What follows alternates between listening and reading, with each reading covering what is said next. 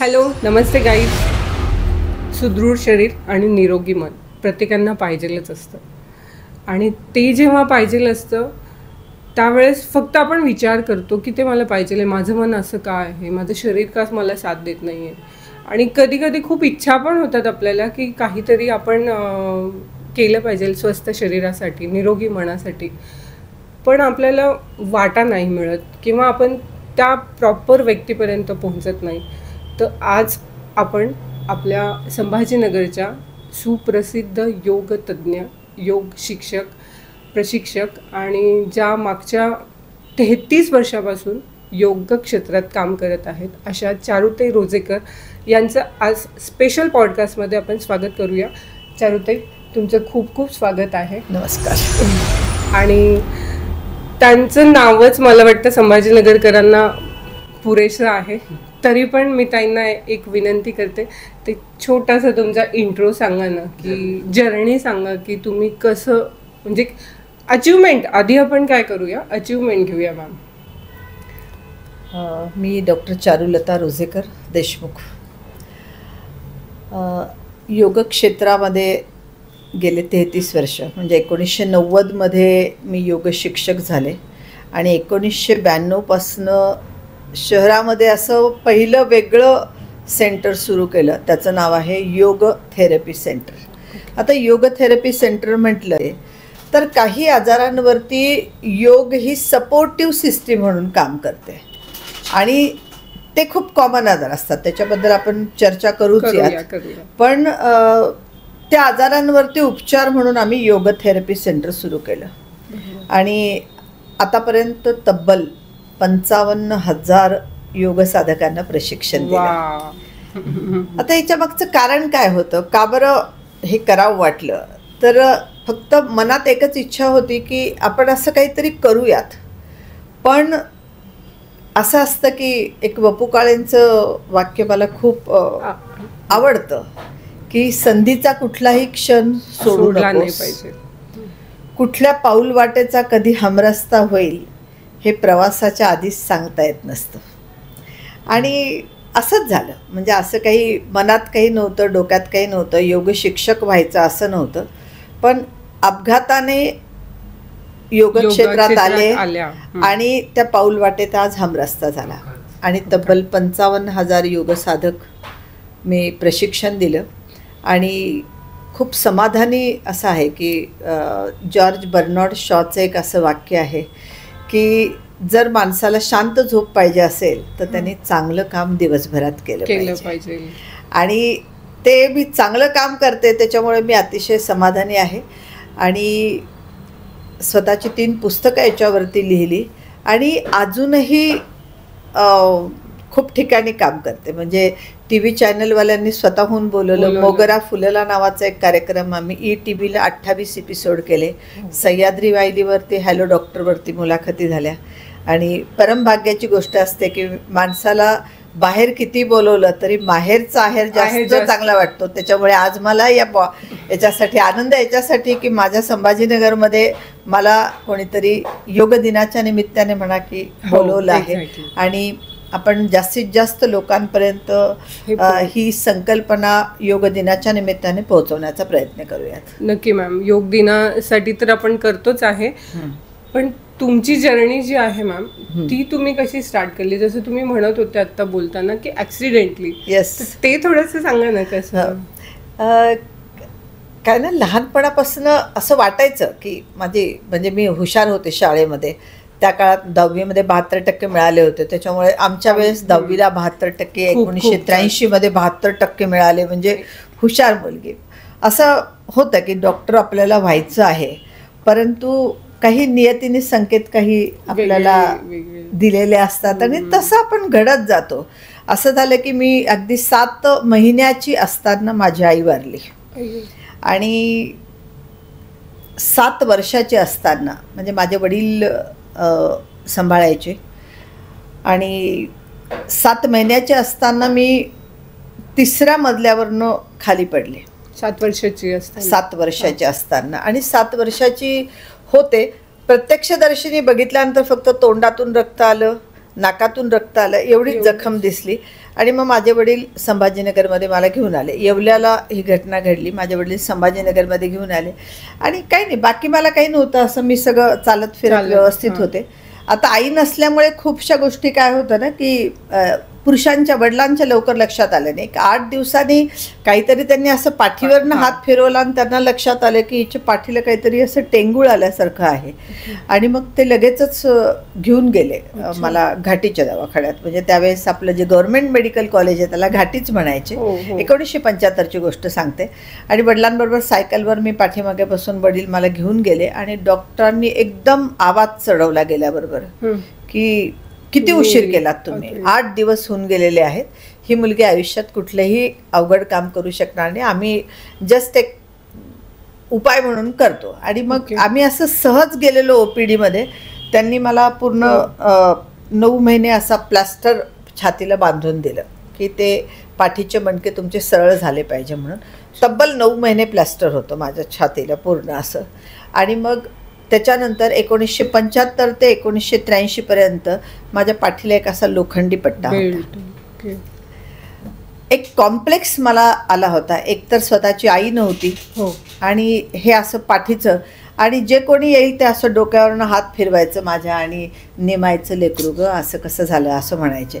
आणि मला त्याच्यामुळे ना असं थोडं डिप्रेस झाल्यासारखं होतं. पण लहानपणापासून माझं असं थोडं डॅशिंगच स्वभाव होता. एकतर IPS व्हायचं, नाहीतर डॉक्टर व्हायचं, काहीतरी सक्सेस असं होतं. मला क्रेज होती खूप. तर ते डॉक्टर असं म्हटल्यानंतर कॉन्फिडन्स लूज झाला. ते म्हटले की ही मुलगी आयुष्यामध्ये कुठलंही अवघड काम करू शकणार नाही आहे. आणि तिथं पहिला ब्रेक मिळाला की अरे आता कसं करायचं. डिप्रेशन आल्यासारखं थोडंसं झालं. आणि मग कुठे व्यक्त व्हायचं. बरोबर. घरी आई नव्हती, स्वतःची सख्खी बहीण नव्हती, वडिलांना बहीण नसल्यामुळे आत्या नव्हती, आईला बहीण नसल्यामुळे मावशी नव्हती, वडिलांना भाऊ नसल्यामुळे काकू नव्हती. त्याच्यामुळे शेअरिंग कुठे करायचं. आणि नॉर्मली असं असतं ना की बाईजवळच मोकळी होते. बरोबर. मग मी लिखाणाकडे वळले. आणि 9वीत असताना माझी प्रतिबिंब नावाची एक कथा मराठा साहित्य परिषदेचे जे मासिक निघतं त्याच्यामध्ये प्रसिद्ध झाली आणि त्याला पहिलं बक्षीस मिळालं. आता त्यावेळेस असं होतं बघा की माध्यमं फार नव्हती. मग आकाशवाणीमध्ये मला युवावाणी कार्यक्रमात बोलवलं आणि तिथं माझी मुलाखत झाली गेली. तेव्हा आम्हाला 35 रुपये मानधन मिळायचं युवावाणी कार्यक्रमामध्ये. पण मग माझ्या पाठीला पट्टा होता. माझी एक मैत्रीण डॉक्टर भारती लवेकर ती माझ्यासोबत होती. ती म्हणे आपण जाऊयात सोबत. आम्ही तिथे गेलो आणि जी मुलाखत घेणारी होती भावना बेडेकर म्हणून, ती योग शिक्षक होती. छोट्या प्रमाणात तिचे योग वर्ग चालू असायचे. आणि मग तिने मुलाखत घेता घेता मला असं विचारलं की तुझ्या एवढं पाठीला पट्टा आहे, काय झालेलं आहे तुला. मग आता जसं मी तुम्हाला बोलले तसं मी बोलले. आणि डोळ्यात माझ्या पाणी आलं की आमच्या डॉक्टरांनी मला सांगून दिलेलं आहे की तू कुठले अवघड काम आयुष्यात करू शकणार नाही. आणि माझी स्वप्न तर आयुष्यात मला IPS तरी व्हायचं आहे किंवा मला चांगली डॉक्टर तरी व्हायचं, मला डॅशिंग काहीतरी बनायचं आहे. तर ती म्हणे की एक मार्ग आहे म्हणे. म्हणजे आमची युवावाणीला मुलाखत तर झाली पण ते म्हणे एक मार्ग आहे म्हणे तुला. मी म्हटलं काय. तर म्हणे थोडं योगाचा वर्ग ट्राय करून बघ. तर मी म्हटलं योग काय असतं. आता आमच्या घरी पुरुषांनीच व्यायाम करायचे नाही तर बाईला व्यायामाला पाठवतील का नाही हा प्रश्न आहे. कारण ही गोष्ट मी तुम्हाला सांगते 1989ची. तर मग कोण पाठवणार आपल्याला असं याला व्यायामाला.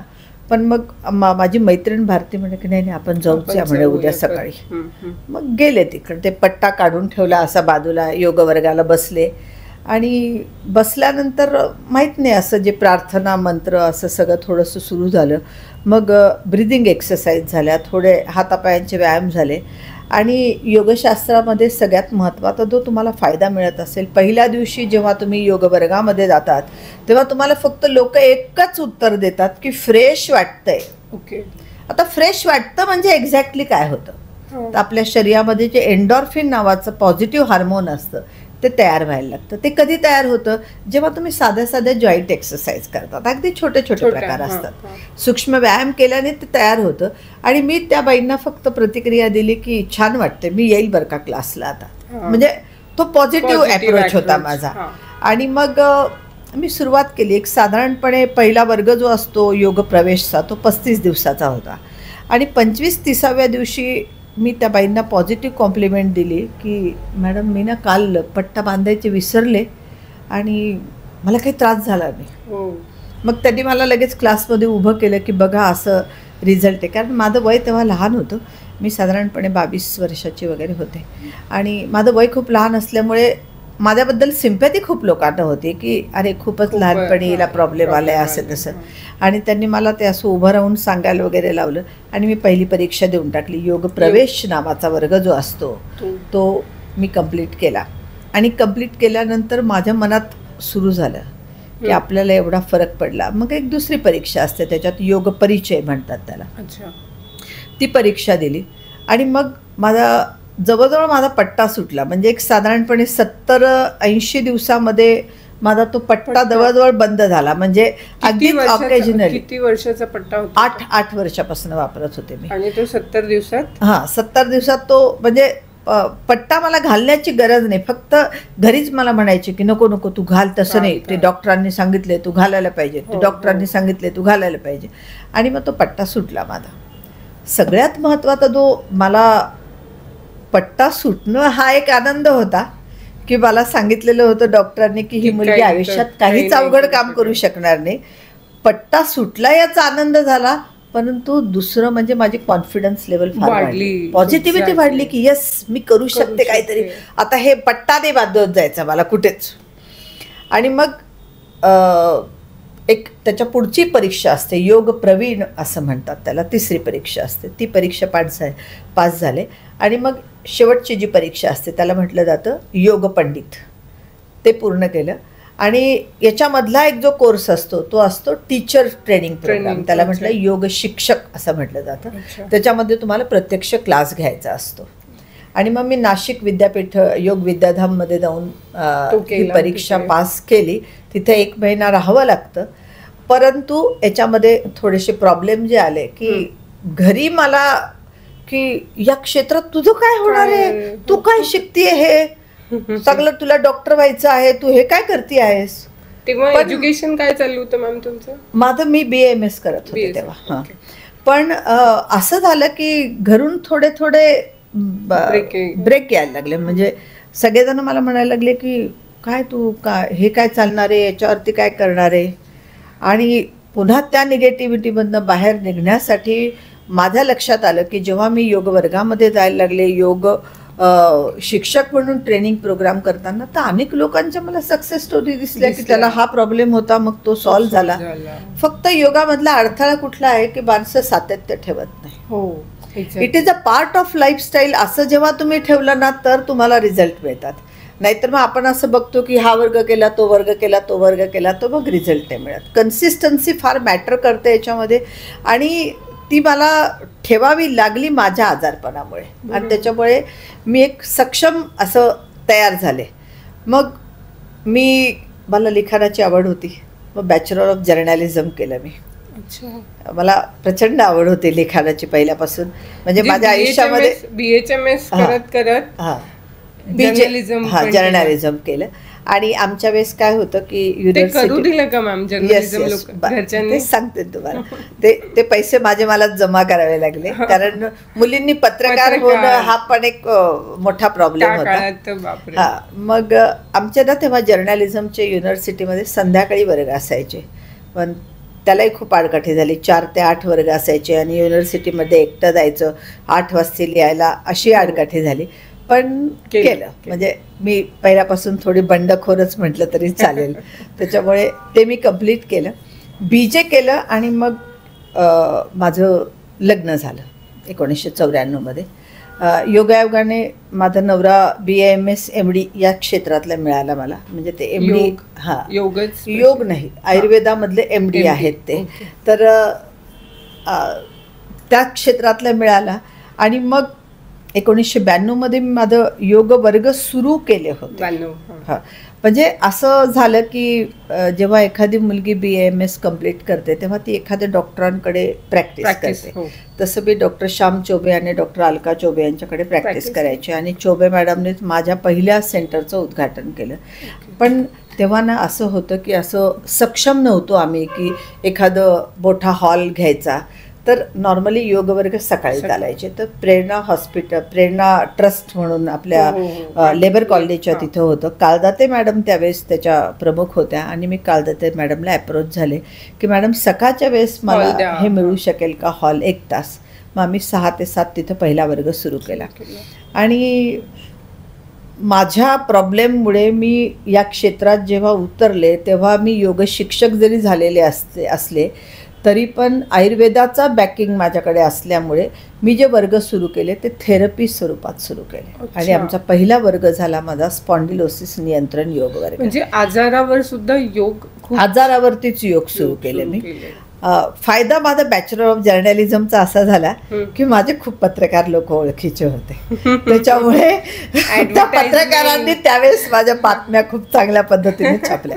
म्हणजे आम्ही अगदी 50 रुपये महिना अशी फीस घ्यायची. तेच विचारायचं होतं तुम्हाला मॅम की त्यावेळेस जेव्हा तुम्ही केंद्र चालू केलं योग प्रशिक्षण, मग तिथे अडचणी काय आल्या? पण आता हे तुम्हीच सांगितलं की म्हणजे मला अडचणी म्हणजे पहिला लोकांपर्यंत पोहोचायचं कसं. लोकांपर्यंत पोहोचणं. तर मग पॉम्पलेट यूज करायचे, आकाशवाणीवरती भाषणं द्यायची, लेख लिहायचे. लेख मला लिहायचे मी. सकाळ, लोकमत, तुम्ही रायटर पण असल्यामुळे तो काम तुम्ही दिव्य मराठी याच्यात मी म्हणजे माझे वर्ष कॉलम चालायचे माझे. म्हणजे ते छोटे छोटे गोष्टी की पाठदुखी आणि योगोपचार. म्हणजे मला असं आठवतं, मी पण वाचले तसं मलाही आठवतं लोकमत मध्ये वगैरे. सकाळमध्ये यमाजी मालकर नावाचे आमचे एक ज्येष्ठ पत्रकार होते. तर आम्ही ते म्हणे मला की तुला काहीतरी लिहायचंय म्हणे. मग मी पहिला हे लिहिलं, नाव लिहिलं खुर्चीचे विकार आणि योग. तर इतके फोन आले यमाजी मला म्हणे की खुर्चीचे विकार म्हणजे काय. खुर्चीचे विकार, खुर्चीवर बसून खूप प्रॉब्लेम येतात माणसाला. पाठदुखी, मानदुखी, स्ट्रेस लेवल खूप वाढते, ब्लड प्रेशर वाढतं. तर खुर्चीचे विकार आणि योग. आणि त्यालाच आम्ही मग तणावजन्य व्याधी आणि योग असं नाव दिलं नंतर. तर असे म्हणजे टायटल असे काहीतरी वेगळे द्यायचे. म्हणजे ती उपजत थोडं जर्नलिझम केल्यामुळे. जसं स्ट्रेस मॅनेजमेंट थ्रू योगा असा एक आम्ही प्रकल्प लावला. एक सौंदर्य योग नावाचा एक कार्यक्रम मी ETV वरती केला. तर सौंदर्य योग म्हणजे काय, तो मोठाच प्रॉब्लेम होता तो की बाह्य सौंदर्य आपल्याला बदलता येत नाही. मी आहे, सावळी आहे, मला काही गोरं होता नाही, तात्पुरतं थोड्या वेळ गोरं होईल. परंतु आंतरिक जो मन आहे त्याला म्हणजे बाह्य सौंदर्यामध्ये काय येणार, तुमची स्किन येणार, तुमचे केस येणार, तुमचे डोळे येणार. पण असं नाही झालेलं आहे की काळी लोक आहे म्हणून त्यांनी इतिहास घडवला नाही. बराक ओबामा, नेल्सन मंडेला काळे कुट्ट होते पण जगाच्या पातळीवरती त्यांचं नाव खूप मोठं आहे. तर आंतरिक सौंदर्यामुळे माणसं जास्त म्हणजे तुमची कॉन्फिडन्स लेवल कशी वाढवता येईल, तुमचं पोलाइटनेस कसा वाढवता येईल, तुम्हाला छोट्या छोट्या गोष्टी, तुम्हाला सॉरी म्हणता आलं पाहिजे, तुम्हाला थँक्स म्हणता आलं पाहिजे. छोट्या गोष्टीमुळे माणसं मोठी होतात. आणि मग आम्ही ते सौंदर्य योग नावाचा एक प्रकल्प चालवला. म्हणजे असे थोडीशी वेगळी नावं देऊन मी योग लोकांपर्यंत पोहोचवला. म्हणजे लोकांना इच्छा झाली पाहिजे, अरे हे काय खुर्चीचे विकार हे पाहून म्हणजे हे ऐकूनच मला असं झालं की हे काय आहे. मग खुर्चीचे विकार किंवा बँकर्स डिसीज अँड योग थेरपी. तर बँकर्स लोकांमध्ये आजार आहे ना खुर्चीचे, खुर्चीवर बसूनच असतात बँकर्स लोक आणि सतत कॅल्क्युलेशनच आहे. मॅम मग ब्युटिशियनसाठी खूप चांगलं आहे.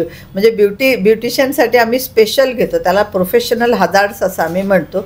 म्हणजे की तुम्ही ज्या पद्धतीने तुम्हाला बेसिकली फेशियलसाठी तुमची जी पोझिशन असते त्याच्यामुळे ब्युटिशियन लोकांमध्ये मॅक्झिमम आधार जो येतो तो पाठदुखीचा येतो. टीचर लोकांमध्ये या पोझिशनमध्ये वर्क आहे, या पोझिशनमध्ये त्यांना पेपर तपासायचे आहे, त्यांचे आधार वेगळे आहेत. मग ब्युटिशियन लोक, बँकर्स लोक, अजून काय म्हणता येईल टीचर लोक, प्राध्यापक मंडळी यांना स्पॉन्डिलोसिस नावाचा आजार खूप कॉमन होतो. आता स्पॉन्डिलोसिसचं डेफिनेशन काय बघा साधं. स्पॉन्डी म्हणजे मनके आणि लोसिस म्हणजे झीज होणं. आता झीज का होते, तुम्ही एकतर अति वापर किंवा बिलकुल वापर नसणं, 2 प्रॉब्लेम येतात. आपल्या कामामध्ये आपण बघा, आता तुम्ही ब्युटिशियनचा विषय काढला म्हणून मी म्हणते की तुम्ही याच पोझिशनमध्ये, हेच तुमचं आहे, हेच आहे काम. तुम्ही त्याला कधी असं नाही करत, हे आम्ही सांग एवढी साधीशी मुवमेंट करायची की तुम्ही इतकं 15 मिनटं करता त्यांना, तर हे 1 मिनिट करा, काही प्रॉब्लेम येणार नाही. मस्क्युलर तुम्ही जेव्हा त्यात जास्त झीज व्हायला लागते तेव्हा तुम्हाला वेगळ्या पद्धतीने त्याची स्ट्रेंथनिंग वाढवावी लागते, आणि ते आम्ही योगामध्ये शिकवतो. आणि म्हणून मे बी खूप नाव झालं, किंवा मला असं खूप जण म्हणतात की योग म्हणजे चारुलता रोजेकर, चारुलता रोजेकर म्हणजेच योग, असं समीकरण आहे. तर मी अगदी तळागाळात जाऊन वर्ग घेतले. तुम्ही मला एक प्रश्न असा आत्ता विचारला होता की लोकांपर्यंत कसे पोहोचले. लोकांपर्यंत, कारण मला असं एकदम मी असं बॅकमध्ये जेव्हा गेले तेव्हा माझ्या लक्षात आलं की लोकांपर्यंत पोहोचण्यासाठी पॉम्पलेट वगैरे हे ठीक आहे. म्हणजे मला असं आठवतं की काही ठिकाणी मी स्वतः हाताने घरात जाऊन पॉम्पलेट वाटलेली आहे स्वतः, कारण पेपरवाले पॉम्पलेट वाटायचे नाही बऱ्याच वेळा. तर मी प्रत्येक असं घरात पॉम्पलेट वाटलेले आहे स्वतः जाऊन, की मी असं असं वर्ग घेते, मी असं असं घेते, असं असं असं मी वाटलेले आहे. परंतु आणखीन मला जो एक फायदा झाला ना, की मी प्रत्येक कॉलनीमध्ये जाऊन त्या नगरसेवकाला पकडायचे म्हणजे ओळख काढायचे त्याच्याशी, त्यांना सांगायचे की मी असं असं चारुलता रोजेकर आहे आणि तुमच्या कॉलनीचा हा हॉल रिकामा पडलेला आहे, तर मला फक्त सकाळी 1 तासासाठी द्याल. आणि असे मी वेगवेगळ्या म्हणजे कॉलनीमध्ये जाऊन हे वर्ग घेतले. माहित नाही झपाटले अडचणी, म्हणजे लोक तयार व्हायचे का करायला योग. ते पण मग आधी नगर काय, मी काय ना पेपरमध्ये खूप लिहायचे, त्याच्यामुळे लोकांपर्यंत योग पोहोचला होता. आणि आजारावरती योग असं आम्ही जास्त घ्यायचो. त्याच्यामुळे स्पॉन्डिलोसिसला बघा ना मॅडम तुम्ही, काही सोल्युशनच नाहीये पट्टा बांधल्याशिवाय, फक्त पट्टा. आणि मग डॉक्टर सांगतात की तुम्ही झोपूनच राहा, तुम्ही गाडी चालवणं बंद करा. त्याच्यामुळे जेव्हा आम्ही योग सर्वसामान्यपर्यंत पोहोचवायचा प्रयत्न केला तेव्हा हे कदाचित आजारामुळे लोकांपर्यंत योग जास्त लवकर पोहोचला. काही शिबिरं आम्ही मधुमेह नियंत्रण योग शिबिर घेतलं, डायबिटीस पण खूप कॉमनली.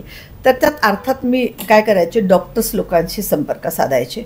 डॉक्टरचं काम करायचा, तो एक लेक्चर द्यायचा, तुम्ही असं करायला पाहिजे, तसं करायला पाहिजे. बाकी वर्ग मी 1 महिना मी चालवायचे. मग आम्ही बिफोर जेव्हा आमचा वर्ग सुरू व्हायचा तेव्हा त्यांची fasting post meal blood sugar करायचो, आणि वर्ग संपल्यानंतर फास्टिंग पोस्ट मील, आणि एक डाटा समोर द्यायचो लोकांना की बघ तुझं एवढं, तू लाईफस्टाईल बदलली म्हणून तुला एवढं चेंज मिळालेलं आहे. आणि मग ते लोकांपर्यंत जास्त पोहोचायला लागलं. तसंच एक ना बायपास झाल्यानंतर योग कसा उपयोगी पडतो, तर तुम्हाला माहीत असतील सिग्मा हॉस्पिटलमध्ये सध्या डॉक्टर आहेत, डॉक्टर आनंद देवधर आणि मी काम केलेलं आहे.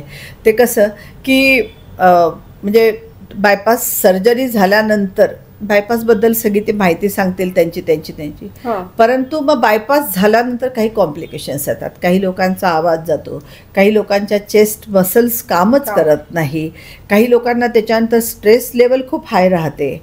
आणि मग अशा वेळेस तुम्हाला योगशास्त्राचा त्याच्यामध्ये लिमिटेशन्स येतात नक्की, पण तुम्हाला जर व्यायाम केला तर योग केला तर तुम्ही शारीरिक आणि मानसिक पातळीवरती तंदुरुस्त राहण्यासाठी मदत होते, तुमची पॉझिटिव्हिटी वाढते. म्हणजे तुमचा प्रत्येक आजारावर वेगळा अभ्यास आहे योगामध्ये, आणि त्यानुसार तुम्ही ट्रेनिंग देता किंवा तसं तुम्ही घडवता समोरच्या व्यक्तीला. हे करत असताना तुम्ही जसं आता सांगितलं मॅम की 55,000 लोकांपर्यंत तुम्ही पोहोचलाय किंवा त्यांना प्रशिक्षण. कारण एक आहे की मी प्रत्येक गल्लीबोळात क्लास घेतला. हा एक्झॅक्टली, की खाली उतरून जमिनीवर उतरून काम केलेलं आहे. आणि आजकाल नाही वाटत ना पण लोकांना असं केलं पाहिजे काम, त्यांना असं पटकन पाहिजे. आता असं होतं ना की आता माझ्याकडे आल्यानंतर लोकांना वाटतं की किती छान आहे ना मॅडम, सगळं एकदम आपोआप लोक येतात. पण त्याच्या मागचं एक मी खूप महत्वाचा मुद्दा तुम्हाला हे सांगते की तुरुंगातील कैद्यांवरती योग शिकवणारी मी पहिली मराठवाड्यातली पहिली योग शिक्षिका आहे. इन्सिडन्स कसा झाला सांगते तुम्हाला मी. हरीश बैजल म्हणून एक ACP होते, फार फेमस आहेत ACP ते. तर ते माझ्याकडे क्लासला यायचे, एकदम असं 6 फूट 2 इंच वगैरे. आणि ते आले की ते मला फक्त असे करायचे, कारण रोजच लेट यायचे. ते आले की मी लेट आलोय असं म्हणायचं. अच्छा. आता पोलीस अधिकारी असल्यामुळे आम्ही जास्त त्यांना बोलायचो नाही, पण त्यांना मोठी जागा लागायची खूप. आणि मग ते आणि त्यांचे वडील क्लासला यायचे माझ्याकडे, आणि मग ते बरेच दिवस माझ्याकडे कंटिन्यू क्लासला येत होते. आणि जी उंच माणसं असतात आणि जे पोलीस अधिकारी असतात त्यांच्यामध्ये पण स्पॉन्डिलोसिस खूप कॉमन असतो, कारण पोलिसांना स्ट्रेस खूप असतो आणि बऱ्याच वेळा नको असलेल्या तहावर सह्या कराव्या लागतात. त्याच्यामुळे ताण म्हटलं तर काय की एखादी न आवडणारी गोष्ट ॲक्सेप्ट करणं हा पण ताणाचाच एक भाग आहे. तर ते सर मला म्हटले की मुझे ऐसा लगता है, बोले कि तुम किरण बेदी जैसा काम करेंगे क्या. तो मैं म्हटलं क्या करना है सर. तो बोले जेल में जाएंगे क्या, बोले क्लास लेने को. तो मी म्हटलं सर मला फार भीती वाटते. म्हटलं मला आधी पोलिसांचीच भीती वाटते. म्हटलं लहानपणी मला आठवतं पोलीस कुठेही दिसू दे मी जय हिंद करायची त्याला, नमस्ते पोलीस, नमस्ते पोलीस, नमस्ते. ते नाही बोले चलो बोले. मग आम्ही पहिल्या दिवशी मी म्हटलं सर मी जेंट्सना नाही शिकवणार, म्हटलं मला महिलांनाच शिकवायचं. ठीक आहे बोले स्टार्ट तर करो बोले. आणि पहिल्यांदा हर्सुल जेल पहिल्यांदा आयुष्यामध्ये पाहिला मी असा. आणि मग तिथं एक साधारणपणे 57-58 बायका होत्या जेलमध्ये शिक्षा भोगत होत्या. आणि खूप कव्हरेज दिलं या बातमीला आमच्या इथं. तर तिथं वर्ग सुरू केला आणि मग सर मला म्हणे की ये जो मला ना एक छोटीसं असं 2-2.5 महिन्याचं बाळ दिसलं आईबरोबर. मनात विचार आला की या बाळाची काय चुकी आहे म्हणजे. तर ती बाई मला म्हणे की माझ्यावरती गुन्हा आहे म्हणे की जळीत प्रकरणात मी ननंद आहे म्हणे, आणि जळीत प्रकरणामध्ये माझ्यावरती ब्लेम आहे, माझी आई मी, आणि मग माझं बाळ कोण सांभाळणार म्हणे. मग ते पण शिक्षा भोगते. मला इतकं त्या दिवशी मी म्हटलं सरांना गेल्यानंतर म्हटलं सर सबसे ज़्यादा. तो बोले क्या कैसा लगा. म्हटलं बुरा ये लगा कि वो 2.5 महीने का बच्चा जेल में है, कितना बुरा है. क्या करेंगे बोले अपना ऐसा ही असंच आहे म्हणे आम्हाला असा स्ट्रेस असतो वगैरे वगैरे. मग सर मला म्हणे की एक ट्राय तो करके देखो बोले. वो म्हणजे ती जी बाई होती ना ती गुन्हा कबूल करत नव्हती म्हणे, तर तुम्ही मेडिटेशन शिकवाल का म्हणे तिला. म्हणजे तीच का जी 2.5 ज्या 2.5 महिन्याच्या त्या बाई गुन्हा कबूल करत नाही म्हणे. त्यांच्यावर गुन्हा आहे पण ते करत नाही कबूल की मी त्या जळीत प्रकरणामध्ये मी मदत केली म्हणून. आणि मग त्यांना मेडिटेशन सुरुवात केली आम्ही सगळ्याच बायकांना मेडिटेशन. आणि ते कसं असतं ना, कोणाला जामीन मिळाले की कमी होतात लोक, परत नवीन येतात. तर ते सुरू झालं आमचं बंदीजनांसाठी योग असा वर्ग. आम्ही किती दिवस केलं तुम्ही ते? 15 दिवसाचं बॅच होती आमची. म्हणजे असं सगळ्यांना परमिशन देत नाही ना जेलमध्ये जायला. तर आम्ही 2 शिक्षक म्हणजे माझ्याबरोबर एक असिस्टंट होती माझी योग शिक्षक, आणि आम्ही तिथं वर्गा सुरू केला. आणि म्हणजे मिरॅकल असं झालं की 13व्या दिवशी मेडिटेशन झाल्यानंतर ती बाई अशी तिने साष्टांग दंडवत घातलं आणि मी माझा गुन्हा कबूल करते, मी काय केलेलं आहे, मी कशी मदत केली आहे जळीत प्रकरणामध्ये. आणि मग खूप मोठी बातमी आली याची. म्हणजे अक्षरशः टी व्हीवरती त्या काळात टी व्हीवरती बातमी आली की चारुलता रोजेकरने असा वर्ग घेतला आणि त्या महिलेने गुन्हा कबूल केला. आणि त्या गुन्हा कबूल केल्यामुळे त्या महिलेचा फायदा हा झाला की तिला शिक्षा सौम्य झाली तिची. मग तिची शिक्षा कमी झाली आणि मग त्याला खूप कव्हरेज आलं मोठं. त्याच्यानंतर मग मी बरेच एक 5-7 बॅचेस याच्या महिलांसाठी बंदीजनांसाठी योग या दृष्टीने घेतल्या. म्हणजे मला तुम्हाला सांगायचं तात्पर्य की मी सगळीकडे योग घुसवला, असं नाही केलं की एका नाही. तर आपल्याकडे कसं होतं ना की बारीक म्हणजे जाड लोकांनी बारीक होण्यासाठी फक्त योगाचा उपयोग, हा जो कन्सेप्ट होता तो तसा मी नाही केला. मी ते सगळीकडे. म्हणजे जसं मी ब्युटिशियनसाठी एक आमच्या अहिरवाडकर मॅडम होत्या, फार सिनियर आहेत, डॉक्टर अहिरवाडकर, मिसेस अहिरवाडकर पॅथॉलॉजिस्ट सर होते आणि मॅडम अहिरवाडकर. तर त्यांनी त्यावेळेस घेतला होता की ब्युटिशियनसाठी तू घेते का काही वर्ग. तर एक 70 बायकांसाठी आम्ही तो वर्ग घेतलेला होता. मॅम हे आपला पॉडकास्ट ऐकून खूप ब्युटिशियन येतील, तुम्हाला एक बॅच आमच्या ब्युटिशियनसाठी घ्यावी लागेल. ब्युटिशियनसाठी घेऊयात आपण एक बॅच, नक्कीच घेऊयात. तर मला सांगायचं तात्पर्य आहे की आम्ही ना सगळीकडे योग म्हणजे बालयोग संस्कार वर्ग असं आम्ही बोलत असताना मी एक गोष्ट ऑब्झर्व केली की तुम्ही तणावावरती काम केले असं तुम्ही सांगत होत्या. तर आजकालच्या पिढीला तर खूप तणाव आहे. मी जे बोलतेय ना मॅडम हे सगळं तणावावरतीच बोलते, फक्त त्याला आपण आता व्यवस्थित विचार करूया. तर माणसाला म्हणजे योग जेव्हा आम्ही शिकवतो ना तेव्हा सगळ्यात महत्त्वाचा जो मुद्दा असतो तर योग श्रमजीवी आणि बुद्धिजीवी अशा दोन जर माणसाच्या कॅटेगरी केल्या तर श्रमजीवी वर्गामध्ये फार योगाचा उपयोग होत नाही. बुद्धिजीवी वर्गामध्ये होतो. जो विचार करतो माणूस त्याला तणाव येतोय. ज्यांनी स्वीकारलेलं असतं ना एखादी गोष्ट, की मी अगदी तुम्हाला असं सांगते ना की मजुराला किंवा कुलीला हमालाला माहिती की मला ओझं व्हायचंच आहे, मला त्याने ते स्वीकारलेलं आहे ना, त्याचं परंपरागत. पण जेव्हा बुद्धिजीवी वर्ग थोडासा शिकला तो की मग त्याला असं वाटायला लागतं मी का ओझं व्हावू, मी तर शिकलो आहे. आणि म्हणजे जेव्हा आपल्याला पूर्वी आपण जे बघत होतो की आपल्या आईला किंवा आपल्या त्याच्या आधीच्या पिढीला फार तणाव नव्हता येत, कारण एकतर मोकळं होऊन जायच्या बोलून फटकन, कुठे पण डोळ्यातनं अश्रू बाहेर निघायचे. आता काय झालंय आहे की मी जर सुशिक्षित आहे तर मला अश्रू गाळणं ही मला माझं कमीपणा वाटतोय मला, आणि आपण मोकळं होत नाही, त्याच्यामुळे तणावाची लेवल वाढत चाललेली आहे. दुसरं काय, तुम्ही शिकल्या म्हणून तुमच्यावरती इनडायरेक्टली, म्हणजे पूर्वी असं नव्हतं ना बघा की बाई गाडी नाही चालवायची पूर्वी, आता बाई गाडी पण चालवते, बँकेचे पण कामं करतात, आणि शेवटी आपल्याला अपेक्षा आहेच की तू बाई आहे, तुला घरचं काम करायचंच आहे. त्याच्यामुळे तणाव जास्त वाढलेला आहे. आणि म्हणून तणाव जेव्हा आपण असं म्हटलं तर आपल्या शरीराची रचना कशी आहे बघा, की 15% रक्त आपल्या मेंदूला पुरवठा करतं, 20% रक्त आपल्या हृदयाला पुरवठा करतं, आणि इतर 65% शरीरात फिरत असतं. आता जर आपल्याला असं सांगितलं की तुला गाडी चालवायची, तुला गाडी शिकायची, पहिल्यांदा मला तणाव येणार, मला कसं जमेल, मग माझा मेंदू काय करणार, श्रिंक होणार, त्याचा इफेक्ट कुठे होणार, मानेवरती होणार. म्हणून तुम्ही बघा सगळे जेवढे ब्युटी पार्लरवाले आहेत, जेवढ्या करिअर ओरिएंटेड वुमेन आहे, विद्यापीठामधले प्राध्यापक आहे, कॉलेजमधले प्राध्यापक आहेत, बँकर्स लोक आहेत, सगळ्यांना स्पॉन्डिलोसिस नावाचा आजार होतो. It is a stressful disease. तो हमालांना होत नाही, हे बघा तुम्ही. पाठीवर ओझं वाहणारी मोलकरीण असेल तिला स्पॉन्डिलोसिस होत नाही, परंतु एक्झिक्युटिव्ह जेव्हा असते ती खुर्चीवर बसून काम करते तेव्हा तिला स्पॉन्डिलोसिस लावतात. कारण इथं ताण आला की त्याचं रेफर्ड इथे येणार, इथं रेफर्ड आलं की नंतर थोड्या दिवसांनी हार्टबीट्स वाढणार, तणाव वाढत चाललाय. बरोबर. मग आपल्या एका मिनिटात जे 72 वेळा आपले हृदयाचे ठोके होत असतात ते तणावामुळे 80, 85, 100 पर्यंत जायला लागतात, आणि ते जर कंटिन्युअस होत गेलं तर मग बीपी किंवा त्याला आपण हायपर टेन्शन असं म्हणतो, हे हायपर टेन्शनची सुरुवात होते. मग आपल्याला काय करावं लागतं याच्यासाठी, तणाव वाढतो आहे, एक तर तणाव मॅनेज करता आला पाहिजे. आता हे आम्ही खूप ठिकाणी सेमिनार घेतो, स्ट्रेस मॅनेजमेंट थ्रू योगा. जेव्हा हे सेमिनार घेतो तेव्हा लोकांचा एकच प्रॉब्लेम असतो की विशिष्ट वेळेत विशिष्ट काम संपवणं हा सगळ्यात मोठा तणाव आहे.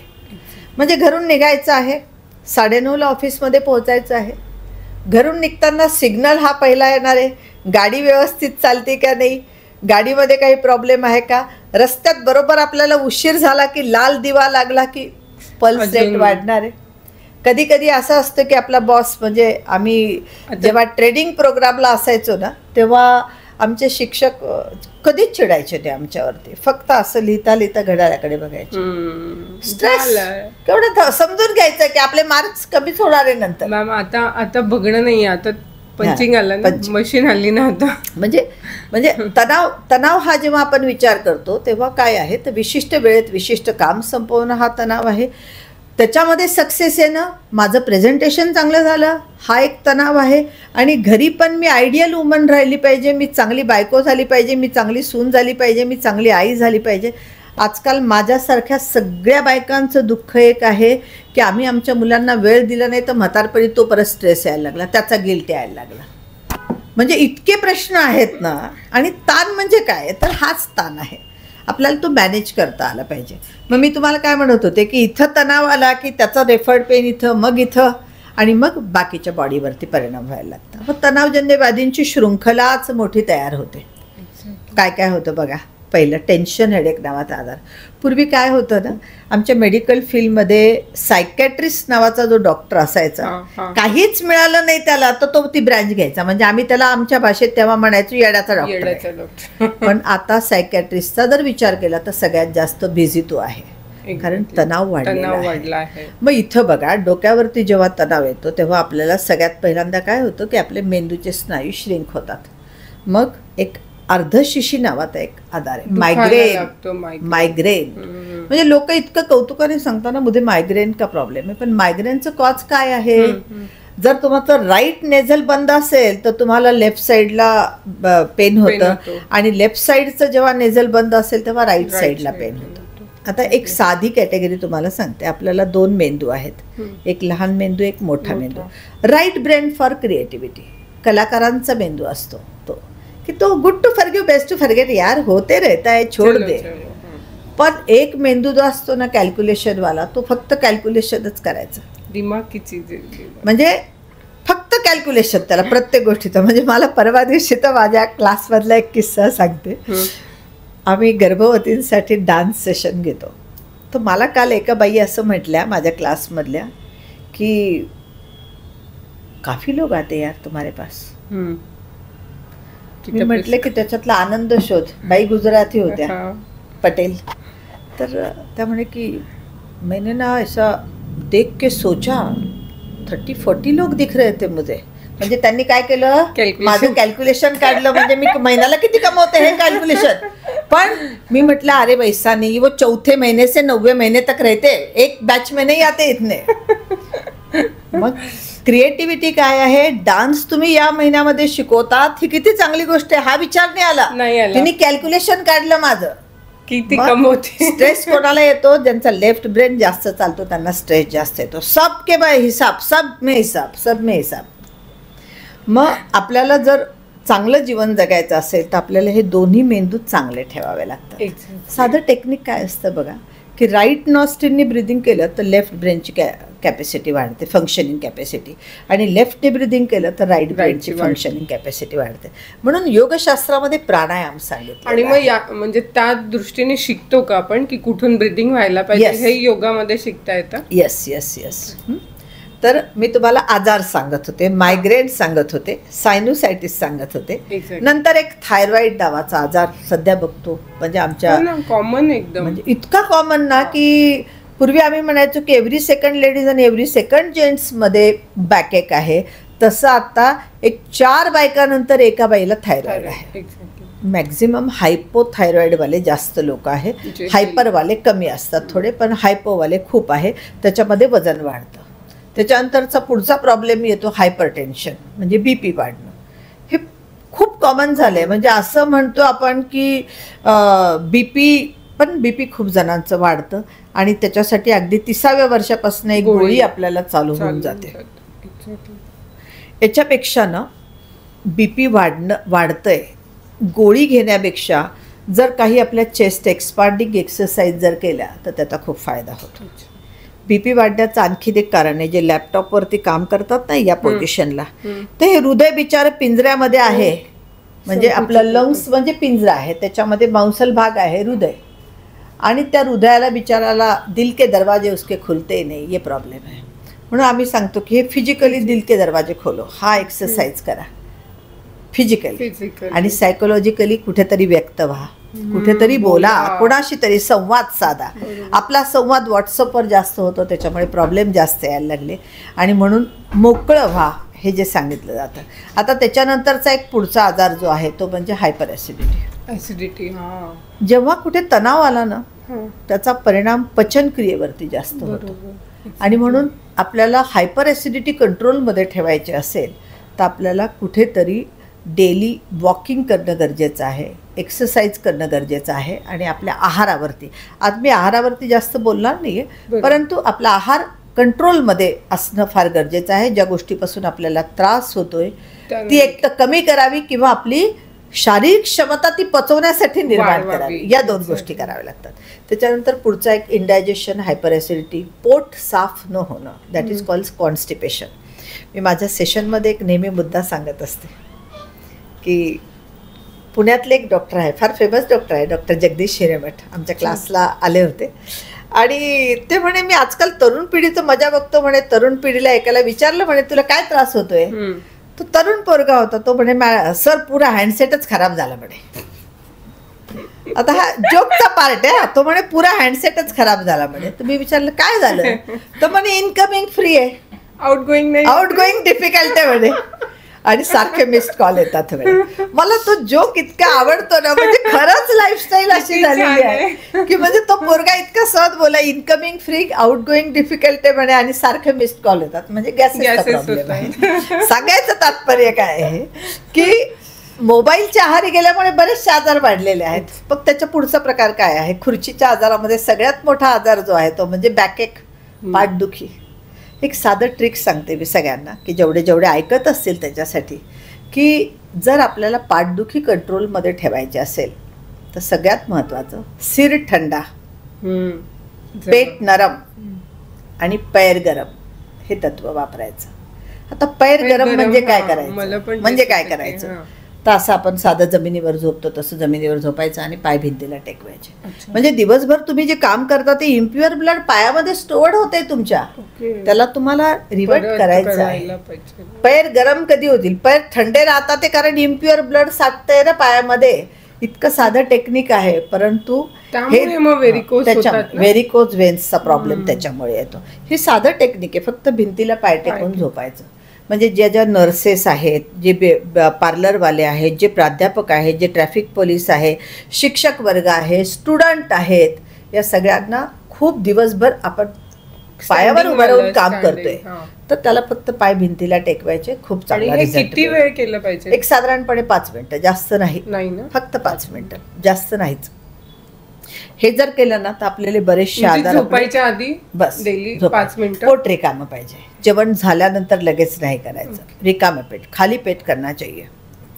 आणि पुढचे जे आजार आहेत ते म्हणजे आता आपण बघतोय की गुडघेदुखी खूप वाढलेली. पूर्वी असं होतं की नी ट्रान्सप्लांट खूप रेअर असायचं. आता तुम्ही बघितलं की आहे 40 वर्षाची महिला इझिली गुडघे ट्रान्सप्लांट करते. म्हणजे मी जेव्हा त्यांचं ऐकलं ना की मैंने सर्जरी कराई गुडघे की, म्हणजे तुम्ही आपल्या वजनावर थोडं काम करू शकले असते ना, पण नाही.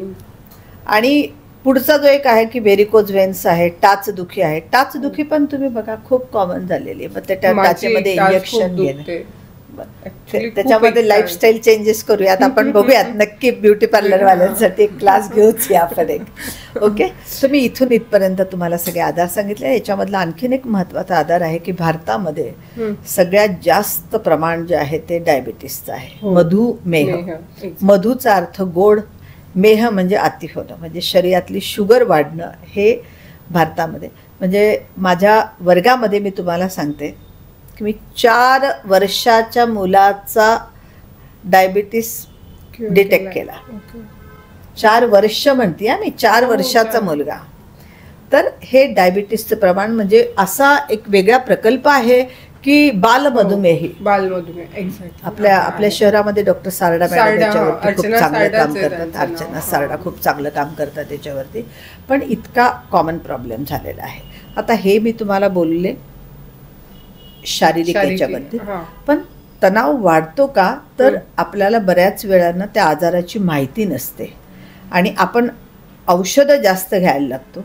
औषधं जेव्हा जास्त घ्यायला लागतो तेव्हा शरीरामध्ये जेव्हा केमिकल्स जातात तेव्हा शरीरामधली उष्णता वाढते आणि शरीर आणि मनाचे इम्बॅलन्स होण्यासाठी बऱ्याच वेळा केमिकल्स कारणीभूत असतात. म्हणून आपल्याला एक विचार करावा लागतो की आपल्या लाईफस्टाईल चेंजेसमध्ये तुम्ही मेडिसिन घ्या. आम्ही असं कधीही तुम्हाला सांगत नाही की याची बंद करा मेडिसिन, असं नाही सांगत. परंतु जर तुम्ही रुटीनमध्ये योग, प्राणायाम, आसन याचा जर अभ्यास सुरुवात केली तर तुमची शारीरिक क्षमता आणि मानसिक क्षमता, पॉझिटिव्हिटी वाढायला लागते आणि मग औषधांची मात्रा आपोआप कमी होते. म्हणून आपल्याला योग हा दैनंदिन जीवनाचा भाग म्हणून करायचा आहे. जसं तुम्ही जेवण करतात, जसं तुम्ही कोणाशी संवाद साधतात, व्हॉट्सअप बघतात, तेवढाच वेळ आपल्या स्वतःसाठी योग साधनेसाठी द्यायचा आहे. किती वेळ सकाळी केलं पाहिजे योगा?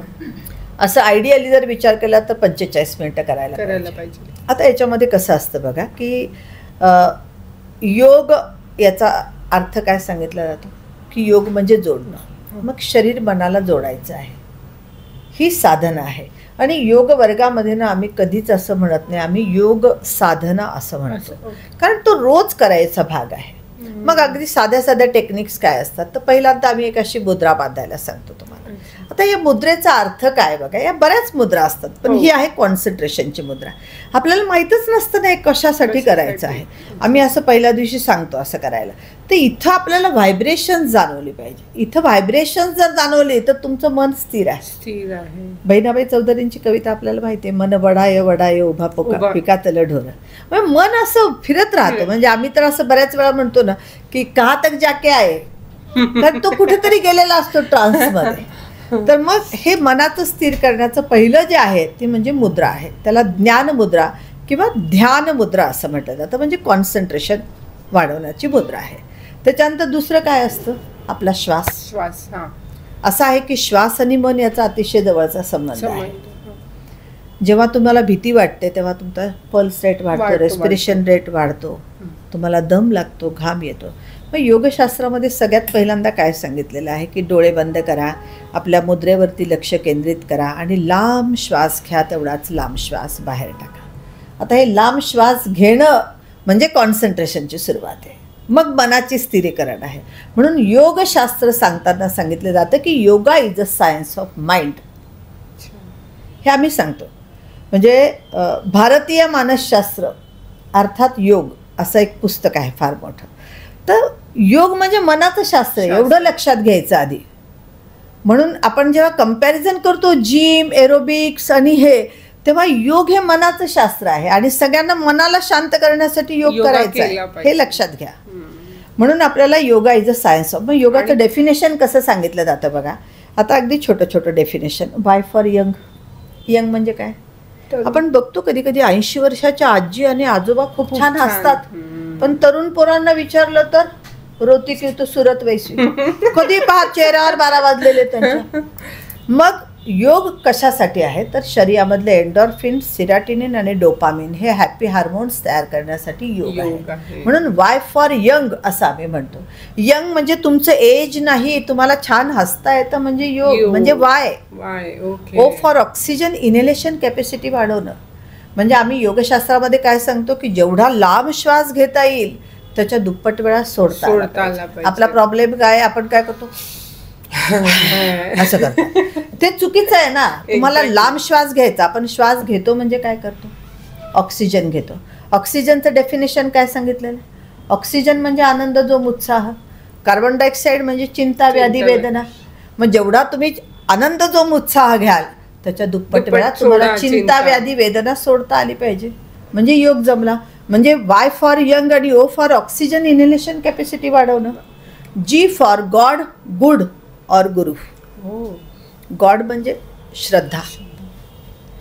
श्रद्धा ठेवावी लागेल तुम्हाला की इट्स मॅटर, हे इफेक्टिव्ह आहे, हे तुम्हाला श्रद्धा. गुरु मिळाला पाहिजे योग्य. म्हणजे आम्ही योग शिकवताना आम्ही सांगतो की GURU. गुरुचं डेफिनेशन माझं तेच आहे की तू आहेस असा आत्मविश्वास. जसा माझा आत्मविश्वास माझ्यामध्ये निर्माण करण्यासाठी माझे शिक्षक कारणीभूत ठरले. ते मला म्हटले की yes you can do it, आणि मग मी तयार झाले. मग GURU, तू आहेस असा आत्मविश्वास जो शिक्षक निर्माण करेल तो योग शिक्षक. जी गॉड, जी गुरु आणि गुड. आता योगशास्त्राला चांगले दिवस कधी आले, आपल्या डोळ्यासमोर फक्त रामदेव बाबाच आहे.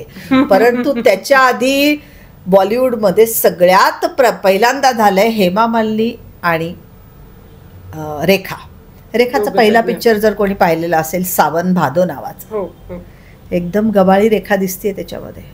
त्याच्यानंतर तिने योगशास्त्र अवलंबलं आणि तिच्यामध्ये आजही आपण बघतो की आपल्याला ड्रास्टिक चेंजेस वाटतात. जेव्हा मी माझं PhD करत होते, माझा PhDचा विषय होता योगविद्या संवाद एक चिकित्सा. माझे गुरु डॉक्टर सुधीर गव्हाणे, अतिशय कडक शिस्तीचा माणूस, पूर्ण मला सगळं करायला लावलं एवढे. तर मग हेमा मालिनीची 3 तासाची CD मी घेतली होती. तर हेमा मालिनीचा अभ्यास कसा, म्हणजे त्याच्यावर या 3 तासाच्या सीडीमध्ये 3 तास ती योगा याच्यासाठी फिटनेससाठी वेळ देते. आत्ताही 77व्या वर्षी फिट आहे खूप. तर त्यांनी असं सांगितलं होतं हेमा मालिनीने की मी 1 तास माझ्या नृत्यासाठी देते, 1 तास मी योग करते आणि 40 मिनटं मी ध्यान करते. स्वतःसाठी एवढा वेळ मी जेव्हा देते तेव्हा माझ्या लक्षात येत आहे की मी दिवसभरामध्ये माझ्या कामाची ऊर्जा जी मिळते ती मला योगशास्त्रामधनं मिळते. कारण योगामुळे माझ्या शरीरामध्ये एन्डॉर्फिन, सेरोटोनिन, डोपामिन तयार होतं. म्हणजे आपल्या डोक्यात जे आहे ना की रामदेव बाबा, पण त्याच्या आधी बॉलिवूडमध्ये सगळ्यात आधी हेमा मालिनी आणि रेखानी योग पॉप्युलर केला. आणि मग त्याच्यानंतर आपण बघतो की प्रेग्नन्सी योगा कोणी पॉप्युलर केला, गर्भसंस्कार कोणी, तर लारा दत्ता नावाच्या मॉडेलनी पहिल्यांदा गर्भसंस्कार, म्हणजे तिने दाखवलं की याच्यामध्ये हे केलं पाहिजे. आपल्याकडे जे होतं ना पहिल्यांदा, हे भारतातलंच होतं का काय, योगशास्त्र आणि भारतातलं शास्त्र आहे. योगशास्त्र पण आपल्या भारताचं आहे आणि गर्भसंस्कार पण आपल्या भारतातच आहे. परंतु इम्पॅक्ट असा असतो की बॉलिवूडमध्ये जे कोणी करेल त्याचा इम्पॅक्ट आपल्या जनसामान्यावरती लवकर होतो. मग नंतर रामदेव बाबांनी तर तळागाळामध्ये जाऊन, म्हणजे माझ्या PhDच्या वेळेस माझ्या लक्षात आलं की पाकिस्तानामध्ये पण सगळ्यात पॉप्युलर माणूस कोण आहे तर रामदेव बाबा आहे. कारण सगळ्यांना, कारण रक्त तर सगळ्यांचं एक आहे. तुमची थिंकिंग वेगळी असेल पण तुम्हाला शांत ठेवण्यासाठी योग पॉप्युलर झाला. मग त्याचाच बरेच ब्रँचेस झाल्या. मग रविशंकरजी, श्री आले, असे बरेच जण आता खूप काम करता येते. आणि एक ॲज अ करिअर म्हणून पण योगाकडे बघितलं जाते सध्या. म्हणजे मी जसं योगशास्त्रामध्ये माझ्या लक्षात आलं, म्हणजे मी जेव्हा योग वर्गासाठी माझी फीस पहिल्यांदा जी होती 1992मध्ये 50 रुपये महिना आम्ही घ्यायचो. आता 50 रुपये महिना म्हणजे तेव्हा लोकांना जास्त वाटायचे 50 रुपये. आणि योगासाठी पैसे का द्यायचे 50 रुपये? योग तर असं शास्त्र आहे ना, फुकट शिकवायचं. मग मी लोकांना समजावून सांगायचे की हा हॉल आहे, मला इथं 200 रुपये भाडं आहे महिन्याचं, मग मला पेट्रोल लागतं आणि मी तुम्हाला फुकट कसं काय शिकू. पण मी असं सुरुवात केली आणि मला असं वाटतं की मी पहिलीच आहे की जी त्याच्यावरती पैसे मिळवायला सुरुवात केली. तोपर्यंत योग फुकट, अजूनही फुकट घेतात लोक, त्याच्याबद्दल वाद नाही आहे, एखादं फुकट घेतात. परंतु आता सध्या जे बघतोय ना आपण की योगा करिअर म्हणून खूप लोकांनी चूज केलं, कारण गरज निर्माण झालेली आहे. जिम मध्ये सुद्धा एक सेशन असतंच योगाचं, ध्यान आहे, ह्या सगळ्या गोष्टी आहेतच. त्यांच्या फिजिकल सोबत ते योगा घेतातच. योगाचा मुख्य उद्देश ना लवचिकता वाढवणं आहे. मी नेहमी म्हणत असते की फ्लेक्सिबल फक्त फिजिकली नाही, माइंडनी फ्लेक्सिबल होता आलं पाहिजे. म्हणजे माझ्या क्लासमध्ये मला जेव्हा एखादी बाई म्हणते मॅडम हे ना क्लासमध्ये यायचे तर एवढे कडक होते ना, पण आता खूप बदल झाला आहे. म्हणजे काय झालं की तुम्ही स्वीकारायला लागला. मग मी तुम्हाला डेफिनेशन सांगताना YOG पर्यंतच आले. Y for young, O for oxygen, G for good God आणि A फॉर ॲक्सेप्टन्स. ॲक्च्युली ना ए जो आलाय ना हा योगा पॉप्युलर झालं, पण बेसिक टर्मिनॉलॉजी योगच आहे. पण ए कुठून आला माहिती आहे का? अमेरिकेतून आला. आपल्याकडे एकतर बॉलिवूडमधनं येतो योग किंवा मग अमेरिकेच्या लोकांनी केलं. अमेरिकेमध्ये एक घटना अशी घडली 1980मध्ये. डॉक्टर डीन अर्निश नावाचे एक डॉक्टर होते, MD मेडिसिन डॉक्टर. तर त्यांच्या बहिणीला संधिवात होता आणि तो संधिवात क्युअर करण्यासाठी तुम्ही जर ऑक्सफर्ड डिक्शनरी बघितली तर I for Iyengar yoga man असं नाव आहे बघा. अयंगार गुरुजी होते, 92-94 वर्षाचे झाल्यानंतर गेले. अयंगार योगा एक वेगळा योगाचा भाग आहे. तर त्या गुरुजींनी तो योग पॉप्युलर केला. तर त्या गुरुजींकडे ते संधिवाताची डीन अर्निशची बहीण ट्रीटमेंटसाठी आली आणि त्यांच्या बहिणीला बराच इफेक्ट झाला त्याचा, की म्हणजे स्ट्रक्चरल चेंजेस नाही झाले पण त्यांची स्ट्रेंथनिंग वाढवली, ते पिशवी उचलू लागले असं झालं. आणि मग डॉक्टर डीन अर्निश यांनी पहिला प्रकल्प राबवला 1981मध्ये अमेरिकेमध्ये, the reversible of heart disease, म्हणजे हृदयरोगाला पळवून लावा. आणि तो प्रकल्प इतका गाजला की लॅन्सेटमध्ये त्याची दखल झाली की योगामुळे हृदयविकारावरती नियंत्रण येऊ शकतं. आणि मग तोच प्रकल्प पुण्यामध्ये रुबी हॉस्पिटलला डॉक्टर जगदीश हिरेमठ सरांनी चालवला. आणि याच्यामुळे असं लक्षात आलं की जेव्हा योग आपण शिकवतो तेव्हा हार्ट अटॅक किंवा हृदयविकाराचं प्रमाण कोणामध्ये जास्त आहे, तर मानसिक पातळीवरती काही कारणं सापडली त्याची. की आपण काही लोकांना म्हणतो, एखाद्याची मुलाखत सुरुवात केली तर त्याच्या तोंडात इतका वेळा असतो मी केलं म्हणून, मी केलं म्हणून, मी केलं. म्हणजे कुठे आहे इगो जास्ती आहे त्या लोकांना हार्टचा प्रॉब्लेम जास्त येतो असं त्यांनी सांगितलं. दुसरं म्हणजे काही लोकांचं असं असतं की आपण जर म्हटले की याच्या पाया पड, तो नाही पाया पडत. कशा पडेल, कशाला सॉरी क्यू बोलू मॅडम मैं, अरे बोलून टाक ना सॉरी, काय प्रॉब्लेम नाही आहे, पण सॉरी क्यू बोलू म्हणजे इतके स्टीफ असतात ना सायकोलॉजिकली की त्या लोकांमध्ये हृदयविकाराचा झटका जास्त येतो. आणि मग जेव्हा त्यांना योग शिकवला गेला तेव्हा लक्षात आलं की मेडिटेशनमध्ये एक त्राटक ध्यान नावाची प्रक्रिया असते. काय असतं, एक कॅन्डल असतं, त्याच्यावरती कॉन्सन्ट्रेट करायला सांगितलं जातं आणि डोळ्यामधनं पाणी निघून जाऊ द्या म्हणतात. काही लोकांच्या डोळ्यातनं पाणीच निघत नाही. आपल्याला रडणं असं सांगितलेलं लहानपणापासून की रडायचं नाही, रडणं म्हणजे दुबळेपण, आणि त्यांच्यामध्ये हार्ट अटॅकचं प्रमाण जास्त आहे. हे सगळी संशोधनं झालेली आहेत. आणि मग एक लक्षात आलं की yoga is a acceptance. Y for young, O for oxygen inhalation capacity वाढवणं, जी फॉर गुड गॉड गुरु, आणि ए फॉर ॲक्सेप्टन्स. तुम्ही स्वीकारा काही गोष्टी. जोपर्यंत म्हणजे खूप बायकांना मी बघितलं की आता तर खूप डायबिटीस कॉमन झाला, पण जेव्हा मी वर्ग सुरू केले, हो आमच्या अख्ख्या खानदानामध्ये कोणाला डायबिटीस नाही, मलाच कसा झाला, काय झाला, ती स्वीकारायच तयार होती, मलाच का झाला.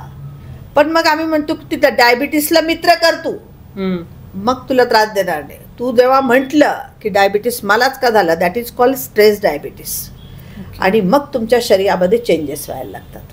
मग योग जेव्हा आपण शिकवतो ना, या गोष्टी सगळ्या शिकल्या पाहिजे. आणि माझी प्रचंड इच्छा आहे की योग शिक्षक असे तयार झाले पाहिजे की त्यांना हे सगळं नॉलेज असलं पाहिजे. तुम्हाला आजाराचं नॉलेज आलं पाहिजे, तुम्हाला कन्व्हिन्सिंग तेवढं जमलं पाहिजे, तर मग तुम्हाला योग चांगला शिकवता येतो. पण दुर्दैवाने बऱ्याच वेळा फक्त जाड माणसासाठी बारीक होण्यासाठी योग असाच पॉप्युलर झाला. परंतु मला असा अनुभव आहे माझा 55,000 योग साधकांचा, जी बारीक लोक आहे ना त्यांना जास्त योगची गरज आहे. कारण जाड लोक फ्लेक्सिबल असतात, थोडी वाकायला सांगा ते वागतात. बारीक लोक लाकूडच असतं, एक तर वागतं म्हणजे तुकडाच पडतो, नाहीतर ताठत राहतं. तर सगळ्याच पद्धतीचे म्हणजे आयुर्वेदामध्ये वात पित्त कफ प्रकृती आहेत, या तिन्ही लोकांना स्वभाव परिवर्तन करण्यासाठी योग आहे. म्हणून असं सांगितलं गेलं आहे की yoga is a part of lifestyle. आणि जर तुम्ही हे योग जीवनशैली म्हणून स्वीकारलं तर मग तुम्हाला सगळ्याच दृष्टीने तुमची समाधानी वृत्ती असं सगळ्या दृष्टीने हे होतं. आता एक शेवटचा मुद्दा घेते. मला असं वाटतं की ताण टाळण्यासाठी पुढील बाराखडी वापरा. मग जर तुम्हाला तणाव मॅनेजमेंट करायचं असेल तर ए फॉर ॲम्बिशन अँड अँगर कंट्रोलमध्ये ठेवा. खूप श्रीमंत होण्याचा विचार जेव्हा करायला लागतो तेव्हा तणावाची लेवल वाढली जाते, मग अँगर वाढला जातो. बी फॉर ब्रेन अँड बॉटल संयमित ठेवा. म्हणजे औषधांवरती जास्त अवलंबून राहू नका. म्हणजे माझ्याकडे बॉटल म्हटले की आपल्याला दुसरी बॉटल बऱ्याच वेळा लक्षात येते, परंतु बामच्या बाटलीचं पण व्यसन आहे लोकांना. बामचा वास आला तर झोप येते बाईंना, नाही तर झोपच येत नाही. मग बी फॉर ब्रेन अँड बॉटल संयम. काही काळापूर्वी मला स्वतःला होता मॅम, मी बाम लावल्याशिवाय झोपतच नव्हते, पण हे सुटलं माझं नंतर थोडंसं. सी फॉर कम्युनिकेशन साधा. योग्य व्यक्तीशी बोला, योग्य वेळी संवाद साधा. आपण बऱ्याच वेळा बोलत नाही, त्याच्यामुळे संवाद न साधल्यामुळे आपल्याला असं वाटायला लागतं की दुनिया में कितना गम है, मेरा गम कितना, सबसे ज्यादा माझ्यासारखं कोणीच सहन केलं नाही. बाहेर गेले की आपल्या लक्षात येतं की अरे खूप लोक आहेत असे. D for diet and doctor. योग्य वेळी योग्य डॉक्टर मिळणं हा पण एक मोठा प्रॉब्लेम आहे. बऱ्याच वेळा डॉक्टर योग्य मिळत नाही, त्याच्यामुळे तणाव निर्माण होतो. डाएट आपली चुकीची लाईफस्टाईल असते, त्याच्यामुळे प्रॉब्लेम होता. E for entertainment and ego. दिवसभरामध्ये थोडं हसलं पाहिजे. आपल्याकडे एक पिक्चर होता बघा, मुन्नाभाई MBBS. त्याच्यामधला प्रिन्सिपल जो होता ना, तो चिडायचा असा जोरेने हसून द्यायचा एकदम. म्हणजे ई फॉर एंटरटेनमेंट. तुम्हाला हसता आलं पाहिजे दिवसभरामध्ये, तुम्हाला काहीतरी हसता आलं पाहिजे. आणि इगो, प्रत्येक गोष्टीत मी होते म्हणून झालं असं केलं की मग इगो तुमचा जास्त पॉवरफुल होतो. F for fear. भीती का वाटते आपल्याला? आपण कुठे प्रिपेअर्ड असू तर भीती वाटते. म्हणजे अभ्यास नाही केला तर भीती वाटणार आपल्याला. त्याच्यासाठी भीती कमी वाटली पाहिजे म्हणून आपण अभ्यास केला पाहिजे. जी फॉर गॉड, गुरु. कुठेतरी श्रद्धा ठेवावी लागेल कोणीतरी. असं मला परवा दिवशी एक जण असे भेटल्यानंतर मला असं म्हटले, मग खूप जुना पेशंट होता माझा, की मॅडम ते मंदिरात जाण्याच्या अगोदर ना तुम्ही भेटले असता तर आधीच तुम्हाला नमस्कार केला असता. मग तो इतका स्पॉटिलोसिसचा होता. म्हणजे गॉड काय आहे तर तुम्हाला श्रद्धा. मग असं नाहीये की तुम्ही मूर्तीवरतीच विश्वास ठेवा, तुम्ही देवाकडेच जा. अरे खूप चांगली माणसं आहे जगात, त्यांना पण तुम्ही देव माना असं. आणि योग्य गुरुचा योग्य वेळी आपल्याला योग्य गुरु मिळाला. जी आणि H फॉर हॅपी. हे आम्ही ताण टाळण्यासाठी पुढील 12 खडी वापरा असे याच्यामध्ये हे सांगत असतो, की जर माणसाला सुखी आणि संयमित जीवन जगायचं असेल तर आपल्या जीवनाचा एक भाग म्हणून योग स्वीकारायला सुरुवात करा. मग बऱ्याच आजारांचं प्रमाण कमी होईल. आणि अशी अनेक उदाहरणं माझ्यासमोर आहे की ज्यांनी फक्त लाईफस्टाईलमध्ये चेंजेस केले आणि खूप चांगल्या पद्धतीने औषधांवरती अवलंबन कमी केलं. आजकाल तर सर्रास आम्ही सगळी डॉक्टर्स मंडळी तुम्हाला सांगतो की योगा करा, प्राणायाम करा. म्हणजे इवन देन कॅन्सर पेशंटवरती पण खूप चांगले रिझल्ट आम्हाला योगाचे मिळालेले आहेत. म्हणून yoga is not a separate treatment, it is a supportive treatment हे आमचं वाक्य आहे. ही सहाय्यक उपचार पद्धती आहे, ही पूर्ण उपचार पद्धती नाही आहे. पण मनाचा जिथं भाग आहे तिथं तुम्हाला योग महत्त्वाचा आहे.